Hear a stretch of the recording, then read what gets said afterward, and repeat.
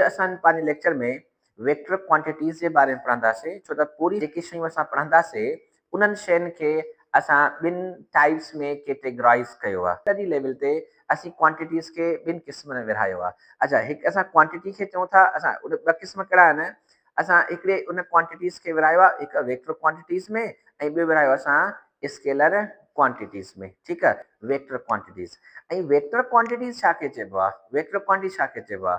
त मां तव्हांखे चवां थो त 2 किलोमीटर वञो, त छा तव्हां 2 किलोमीटर पंहिंजी जॻह खां वेंदव?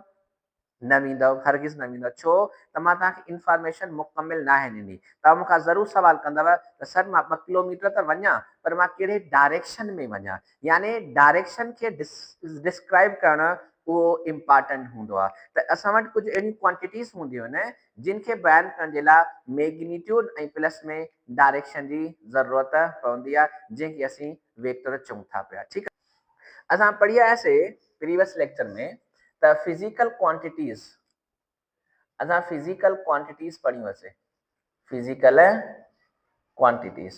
अच्छा, फिज़िकल क्वांटिटीज़ जा असां इन फिज़िकल क्वांटिटीज़ खे फर्दर ॿिनि क़िस्मनि में डिवाइड कयो आहे। अच्छा, हिकिड़ो क़िस्म कहिड़ो आहे? हिकिड़ो क़िस्म आहे असांखे वेक्टर क्वांटिटीज़ जो, वेक्टर क्वांटिटीज़ है न, ऐं ॿियो जेको क़िस्म आहे उहो आहे असांखे स्केलर क्वांटिटीज़ जो। अच्छा, असां मोस्टली असां फर्स्ट ईयर इंटर में इन ॿिन्ही क़िस्मनि जे क्वांटिटीज़ खे पढ़ंदा बि आहियूं ऐं उनखे सम्झंदा बि आहियूं। ठीकु आहे, त अच्छा वेक्टर क्वांटिटी छा खे चइबो आहे? वेक्टर क्वांटिटीज़, वेक्टर क्वांटिटीज़ छा खे चइबो आहे? अच्छा, दी quantities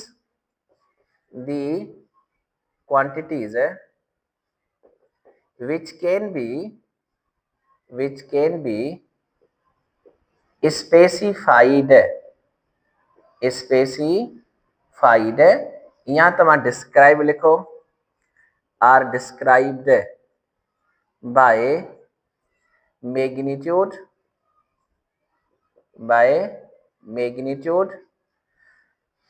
in appropriate unit and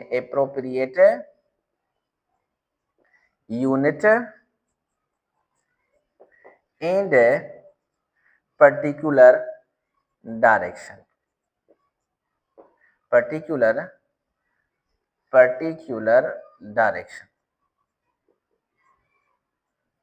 अच्छा, यानी जेके वेक्टर क्वांटिटीज़ हूंदियूं आहिनि, जेकर इनखे तव्हां समराइज़ करे लिखो, जेके वेक्टर क्वांटिटीज़ हूंदियूं आहिनि उनखे डिस्क्राइब कंदा। नंबर पहिरियों उन डिस्क्रिप्शन जे लाइ असांखे मैग्नीट्यूड खपंदो आहे, मैग्नीट्यूड। उन खां बाद में उनजो छा खपंदो आहे? यूनिट खपंदो आहे, ऐं उनखे डिस्क्राइब करण जे लाइ असांखे छा खपंदो आहे? डायरेक्शन खपंदो आहे। अच्छा, ही तव्हांखे छा थी वियो? डायरेक्शन थी वियो। ठीकु आहे।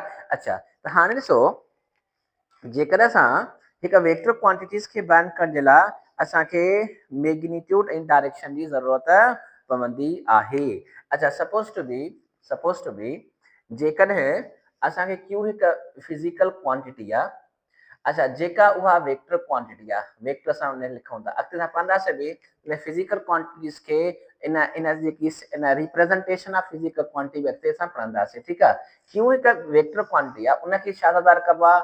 उन सां कबो आहे एन यू, ऐं उन सां गॾोगॾु छा हूंदो आहे? यूनिट वेक्टर हूंदो आहे। अच्छा, हाणे जेको ही एन आहे, एन छा खे ज़ाहिर थो करे? एन ज़ाहिर करे थो मैग्नीट्यूड खे, ही मैग्नीट्यूड आहे। अच्छा, उन खां बाद में जेको यू आहे उहो छा खे ज़ाहिर करे थो? उहो ज़ाहिर करे थो यूनिट खे। छा खे ज़ाहिर करे थो? यूनिट खे। उन खां बाद में ही जेको ए मां हेठि लिखी आहे, ए जे मथां हेठि लिखी आहे, इहो जेको ए हेठि आहे इहो आहे यूनिट वेक्टर, जेको यूनिट वेक्टर डायरेक्शन खे ज़ाहिर कंदो आहे। अच्छा, इहो बि असां कंप्लीटली पढ़ंदासीं त यूनिट वेक्टर जेको आहे उहो डायरेक्शन खे ज़ाहिर कंदो आहे।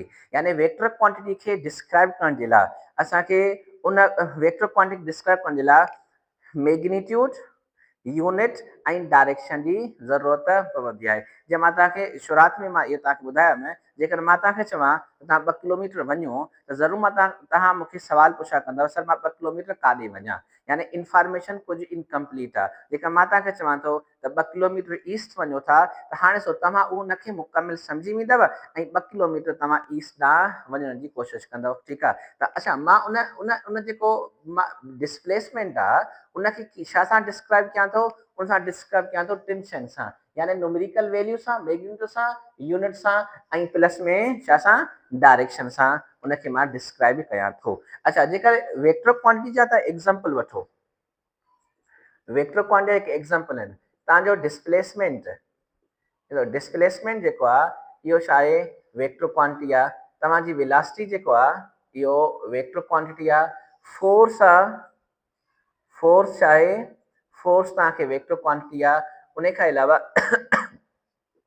मोमेंटम जेको आहे, मोमेंटम आहे उहो वेक्टर क्वांटिटी आहे, एटसेट्रा एटसेट्रा। काफ़ी तव्हांखे फिजिक्स में वेक्टर क्वांटिटीज़ तव्हांखे मिली वेंदियूं, ठीकु आहे न?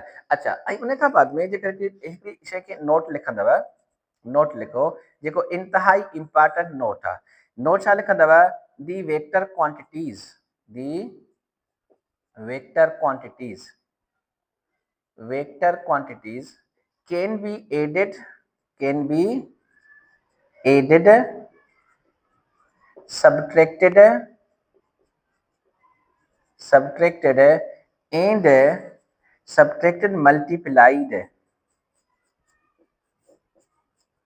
multiplied and divided, divided by special algebra, special algebra called vector algebra, vector algebra, vector algebra, algebra। अच्छा, हिकिड़ी ॻाल्हि यादि रखी छॾियो, हिकिड़ी ॻाल्हि यादि रखी छॾियो त वेक्टर छा खे चइबो आहे? असीं वेक्टर चऊं था त अहिड़ियूं क्वांटिटीज़ जंहिंखे बयानु करण जे लाइ मैग्नीट्यूड, यूनिट ऐं डायरेक्शन जी ज़रूरत पवंदी आहे। अच्छा, ही जेकी वेक्टर क्वांटिटीज़ आहिनि, जेके बि वेक्टर क्वांटिटीज़ जीअं असां डिस्प्लेसमेंट आहे, वेलोसिटी आहे, फोर्स आहे, मोमेंटम आहे, ईअं काफ़ी ॿिए बि क्वांटिटीज़ आहिनि जेके असां थोरी अॻिते ॿियनि लेक्चर में पढ़ंदासीं बि, ठीकु आहे न? अच्छा, उहे जेके वेक्टर क्वांटिटीज़ आहिनि उन्हनि खे जोड़, उन्हनि खे उन्हनि जी एडिशन जेकी आहे ऐं उन्हनि वेक्टर क्वांटिटी सब्ट्रैक्शन जेकी आहे या मल्टीप्लिकेशन या डिवीजन जेकी आहे उहा हिकु मुख़्तलिफ़ आलजिब्रा सां, हिकु स्पेशल आलजिब्रा सां कई वेंदी आहे, जंहिंखे असीं चवंदा आहियूं वेक्टर आलजिब्रा। अच्छा, जेकॾहिं आमतौर ते असीं जेकर स्केलर्स खे असीं जोड़ कंदा आहियूं त उहा असां सिंपल आलजिब्रा सां स्केलर्स खे जोड़ कंदा आहियूं। जीअं सपोज टू बी जेका 2 किलोग्राम ऐं 5 किलोग्राम आहे, तव्हां हिनखे सिंपल जोड़ करे सघो था त 7 किलोग्राम जो जवाबु अची वेंदो। पर जेकर तव्हांखे वेक्टर क्वांटिटी सां वेक्टर क्वांटिटी खे ट्रीटमेंट कयो था, वेक्टर क्वांटिटी सां ट्रीटमेंट कयो था, त वेक्टर क्वांटिटीज़ जे लाइ तव्हांखे जे जोड़ जे लाइ या उन्हनि जी कट जे लाइ या ज़रब जे लाइ या उन्हनि जी डिवीजन जे लाइ स्पेशल आलजिब्रा जी ज़रूरत पवंदी आहे, जंहिंखे असीं चवंदा आहियूं वेक्टर आलजिब्रा, ठीकु आहे? असां जेको पढ़ी आयासीं त क्यू जेको आहे यानी वेक्टर क्वांटिटी जेकी आहे उहा एन यू ऐं यूनिट वेक्टर सां ज़ाहिर कई वेंदी आहे। ऐं एन जो मतिलबु आहे मैग्नीट्यूड, यू जो मतिलबु आहे यूनिट ऐं ए हेठि जो मतिलबु छा आहे? इहो यूनिट वेक्टर आहे। ऐं यूनिट वेक्टर स्पेशली इहो ज़ाहिर कंदो आहे डायरेक्शन खे, ठीकु आहे? अच्छा, उन खां पोइ जेके मां मिसाल लिखां थो त 2 किलोमीटर, मां एग्ज़ाम्पल लिखियो आहे 2 किलोमीटर ड्यू ईस्ट आहे, त 2 किलोमीटर जो मतिलबु छा आहे? 2 किलोमीटर इहो न्यूमेरिकल वैल्यू आहे। अच्छा, 2 जेको आहे इहो न्यूमेरिकल वैल्यू आहे, मैग्नीट्यूड आहे, ऐं किलोमीटर जेको आहे उन छा थी वेंदो आहे? यूनिट थी वेंदो आहे। ऐं ईस्ट आहे, मां लिखियो आहे ड्यू ईस्ट, ड्यू ईस्ट जेको आहे इहो तव्हांखे छा आहे? डायरेक्शन शो कंदो आहे। ऐं कॾहिं कॾहिं ईअं बि थींदो आहे त कुझु ईअं बि हूंदो आहे, उहो जेको डायरेक्शन हूंदो आहे असां उनखे स्पेसिफिकली लिखंदा बि कोन आहियूं, एक्सप्लिसिटली उहो ज़ाहिर थियल न हूंदो आहे, पर हालांकि उहो इनहेरिंटली उहो सम्झो वेंदो आहे। जीअं मिसाल जी ॻाल्हि आहे, मां लिखियो आहे हिते त जेको मां कंहिं बि जिस्म ते फोर्स जेको आहे उहो 5 न्यूटन जो लॻायां थो, 5 न्यूटन जो लॻायां थो। त अच्छा, इन में ॾिसो त डायरेक्शन इनहेरेंट आहे। कीअं इनहेरेंट आहे? इनखे थोरो जेकॾहिं इंट्यूशनली सम्झंदव त जेकॾहिं कंहिं बि जिस्म ते जेकर ज़ोर लॻे थो त ज़रूरु ज़ोर लॻण जे नतीजे में उहो जिस्म जेको आहे कंहिं न कंहिं डायरेक्शन में हरकत कंदो। ठीकु आहे, जेकर सपोज टू बी जिते ज़ोर लॻे उन में जिस्म में हरकत पैदा थिए त पोइ लाज़मी ज़ोर लॻण खां बाद में उहो जिस्म कंहिं न कंहिं डायरेक्शन में ज़रूरु हरकत कंदो, चाहे उहो असां ज़ोर डायरेक्शन एक्सप्लिसिटली लिखूं या न लिखूं, पर उहो इनहेरेंटली उन में डायरेक्शन मौजूदु हूंदो आहे। ठीकु।